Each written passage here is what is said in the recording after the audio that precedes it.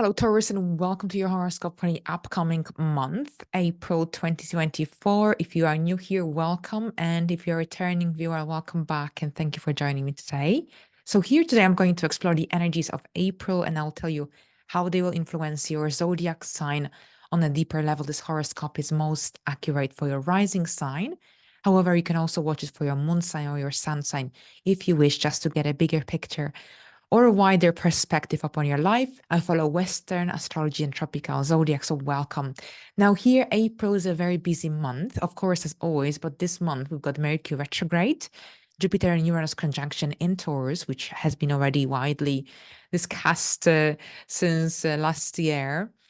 And also, we have solar eclipse in Aries. So, we're continuing with the eclipses.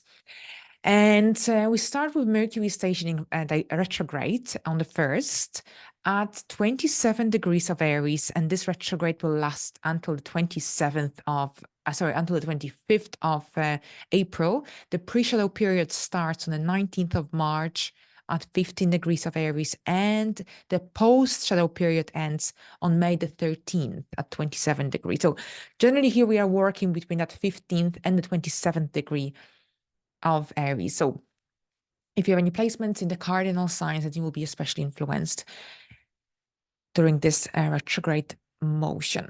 All right, so when a planet stations retrograde, things slow down. So it's not a very positive time. Well, without being overly negative, but overall, a planet stationing retrograde slows down. So generally, life moves at a slower pace. There are setbacks, delays. And when a planet stations direct, this is when life resumes. So there's this forward momentum. On the 1st of April, Mercury will be retrograde and will station retrograde at 27 degrees of Aries. So what this means is that this could affect communication, transportation. So there could be delays and cancellations, misunderstandings. And generally, this is a month when you have to be very clear when it comes to your communication. Double check if the email that you sent was actually sent and left your inbox, or perhaps if it's still in the draft box. This is a very, very common theme. Back up all your files, all your important data, because electronic devices can break and you can lose everything, especially the valuable things. Could be quite traumatic. So yes, something to remember. At the same time, this could be when you could also hear from your old friends, or you could be reconnecting with people from the past. Another very common theme. Make sure that you double check any important information, any little details, little print when signing something important. Overall, Mercury retrograde is not great for starting anything brand new, because you might be lacking that mental clarity. You might be, your judgment might be wrong. Very often we change our mind when Mercury station is direct. So if you can, stick to the familiar, stick to what you already know, especially since we've got a solar eclipse in Aries, which is about new beginnings, about realigning you with your purpose, with where you're supposed to be heading. But with the Mercury retrograde, here there is an element of the past. But I'll get to that in a moment. First of all, Mercury retrograde. So yes, that's on the 1st. We've got the whole month influence of this. For you specifically, that's the 12th house. So I think you will be a lot in your head towards this month. Lots of introspection, lots of perhaps withdrawal, contemplation, a time when you will be reviewing and reassessing many aspects of your life. And perhaps you'll be reconnecting with your inner self. This could be a time of spiritual awakening, self-discovery. This could be also when perhaps you'll be dealing with issues connected to anxiety, overthinking, or perhaps anything to do with insomnia as well. Right, now on the 8th, we've got a solar eclipse in Aries, so a really powerful time. But of course, with every eclipse this season, we look at the whole cycle. So of course, last year we had an eclipse in Aries and Libra. The Aries one was in April, then we had one in October in Libra. So overall here, 6th and the 12th house. The 12th house in April, the 6th in March. This is connected to lifestyle changes. This is connected to I think changes going on a deeper subconscious level as well. I think that this is when you'll be dealing with private matters, addressing the private aspects of your life. Perhaps you're looking after a parental figure who's currently at an institution, at a hospital. This could be also very much the case. But we've got new beginnings here coming up. Also, projects from behind the scenes are very common during this kind of eclipses. But I think it's also lifestyle changes are coming up for you. Generally, here, a solar eclipse could also, because there's Chiron, there's North Node. Remember the conjunction from February, Chiron and the North Node. And I told you that generally you will be healing some aspects of yourself that perhaps you were unaware of before.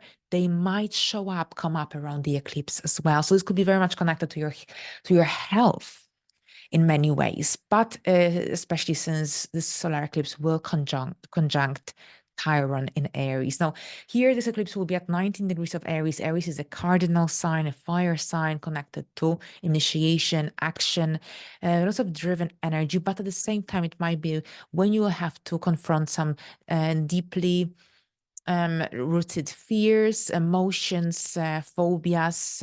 This is all 12th house energies. But at the same time, there is an amazing opportunity for reinventing yourself, for putting some of these memories, wounds, old emotions to rest. This is an opportunity to connect with your inner self, to explore that spiritual side of your life, of your psyche. I think your intuition will be very strong as well, especially here with Chiron being highlighted and influencing this eclipse. I think you might have this really strong desire to confront any feelings and emotions that generally are stopping you or blocking you from moving forward with your life. So overall, the influence of Chiron can generally bring a time or a phase of a transformation, regeneration, death, and rebirth in many ways.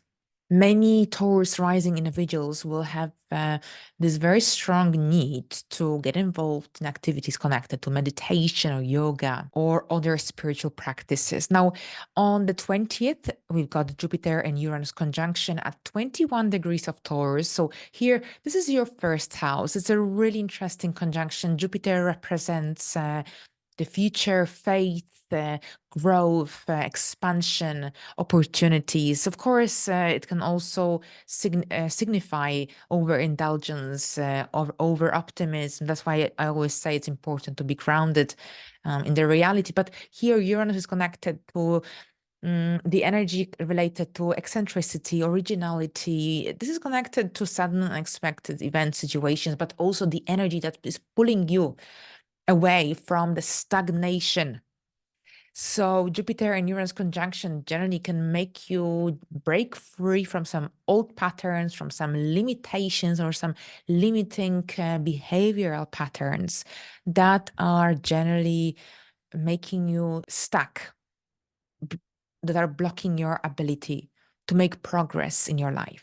You might feel a very strong urge or need to express your individuality in some way, to explore your horizons, whether this is through travel, through education, through creative pursuits. Now, at the same time of that Jupiter's influence, this is also when some unexpected opportunities could come up into your life as well. You might experience a greater sense of hope, a greater sense of optimism as well. So while this energy can be slightly unpredictable or unstable, it also offers an opportunity for growth, for expansion, because of that need, perhaps, to get involved in activities that will broaden your horizons, that will broaden your wisdom, that generally are connected to travel as well, and expansion of your interests, of your hobbies, unexpected opportunities, sudden luck, and good fortune.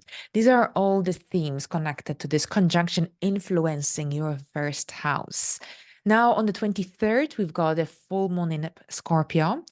And this is happening at 4 degrees of Scorpio. Now, this full moon is connected to the solar eclipse from October 2022. So see whether you can remember what you started in your life around that time in your area of relationships, partnerships, because during this full moon, a situation connected to the theme from October 2022 may come up. Now, this full moon could bring to light any issues, any matters that need to be addressed, especially in your relationships, partnerships, or perhaps contracts you may have with other people.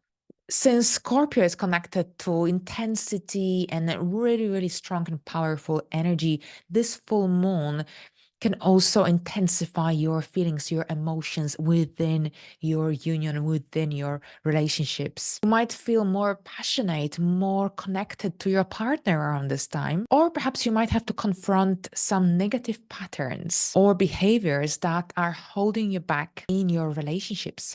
Now, this full moon will square Pluto in Aquarius in your 10th house. So this could be also connected to your career, professional life growth and development, your outside world, perhaps your connection with your boss or your superiors. And overall, the square between this full moon and Pluto can generally create some really powerful energies and dynamics. So it's really important that you really pay attention to what's happening in your relationships around this time, especially since Mercury is retrograde. So there could be naturally misunderstandings or perhaps something from the past could also turn up, show up, and perhaps this could be connected to your relationship dynamic. So whatever the scenario here, this is a time to concentrate on positive transformation, on positive changes that could help you to experience more fulfillment in your personal relationships.